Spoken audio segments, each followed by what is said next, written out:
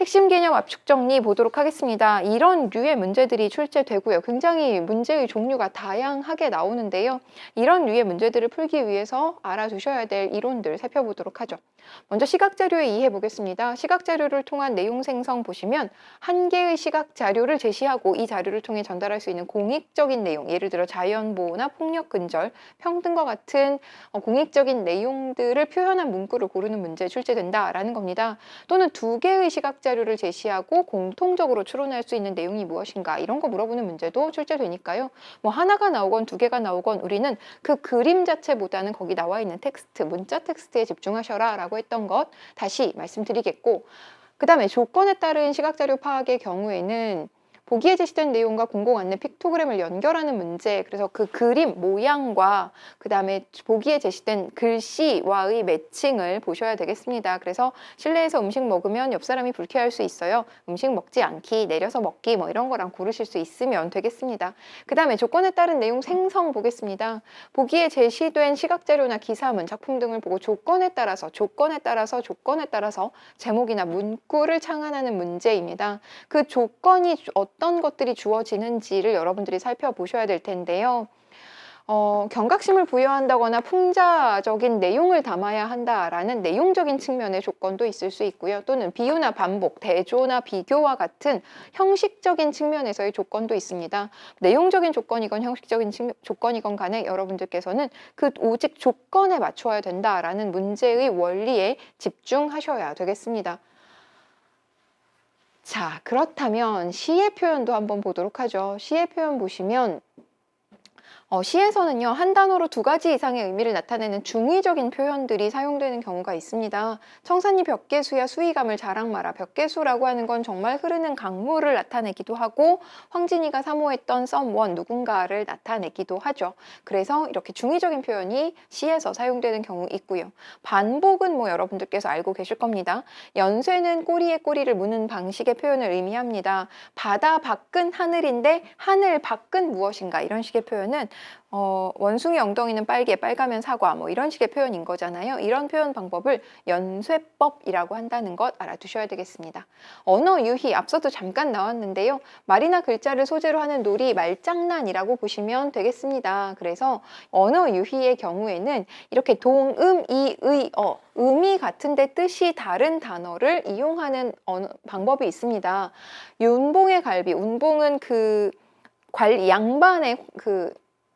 양반의 갈비뼈를 쿡 치면서 변사또의 파티에 모여 있는 그 양반의 갈비를 툭 치면서 갈비 한 대 먹고 지고 나 갈비 한 대 먹고 싶어라고 암행어사이지만 거지 꼴을 한 이몽룡이 그 파티 자리에 와서 지금 상황을 탐색하는 과정에서 이야기하는 대사이죠. 근데 이 갈비는 이 운봉이라는 사람의 갈비인 거고요. 이 갈비는 그 잔치상에 놓인 음식으로서의 갈비입니다. 전혀 다른 뜻을 가지고 있는 단어인데 같은 음을 이루고 있잖아요. 이런 방식으로 말장난하는 것을 동음 이의어를 이용한 언어 유희라고 보시면 되겠습니다.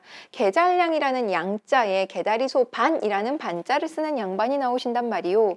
사실상 그 양반이라고 하는 한자의 뜻은 그런 것이 아닌데 여기서는 계잘량이라는 양자에 개다리소반이라는 반자를 썼다라고 해서 같은 음을 이용한 언어 유희라고 보시면 되겠습니다. 또한 유사한 의문이나 단어의 반복을 통한 언어 유희도 나오는데요. 이 양반이 허리 꺾어 절반인지 개다리 소반인지 이런 식으로 반 같은 음을 이용해서 말장난하는 경우도 있고요. 또는 단어나 문장의 도치라고 하는 건 문장의 순서를 바꾸는 것을 의미합니다.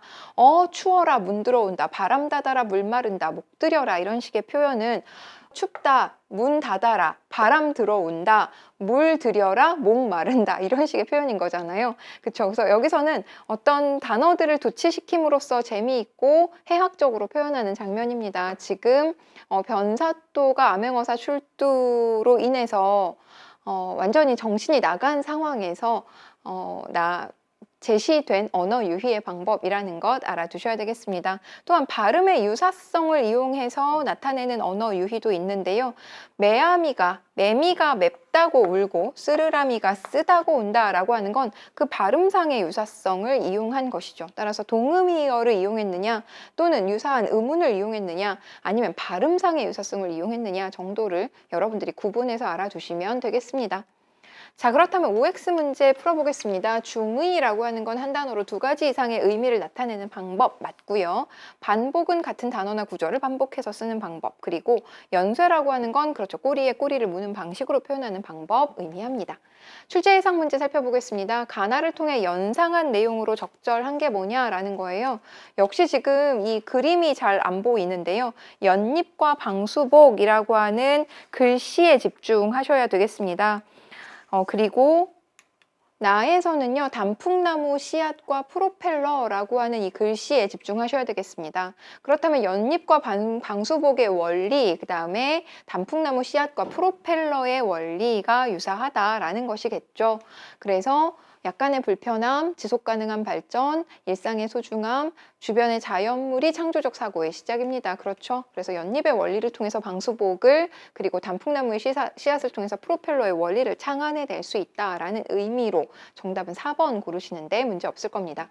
그 다음에 2번 보시면 가나를 통해 전달할 수 있는 내용이 뭐냐라는 거예요. 지금 역시 여러분 교재를 보시는 게 더 정확할 것 같은데, 그림 보시면 지금 뭐 잔뜩 뭘 먹고 있어요. 그쵸? 뚱뚱한 분이 뭘 더 달콤하고 맛있는 걸 먹고 있네요. 그랬더니 뒤에 저승사자 같은 애가 지켜보고 있습니다. 그 다음에 지금 이렇게 엄지손가락을 보이고 있는 이 그림에서 들어가 있는 음식과 그 다음에 아래로 내리고 있는 그림에서 보이는 음식이 좀 다르죠. 그래서 이렇게 그림 대 그림으로 나오는 경우가 있는데요. 결국 이러한 달콤하고 맛있는 음식들이 그렇죠. 저승사자를 부른다 이런 얘기니까 그렇죠. 정답 5번 고르시는데 문제 없겠습니다.